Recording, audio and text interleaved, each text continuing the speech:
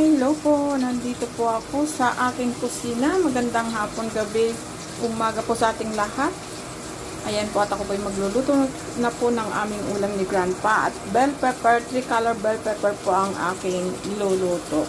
At ayan na po, nagigisa na po ako ng bawang sibuyas luya at ang ating cuttlefish ball na sahog ay ayan na po. Gisa-gisa na po natin. Ayan po, medyo nag-brown na po ang ating fish ball, mga balls na inilagay natin. At inilagay ko na rin po ang ating bell pepper.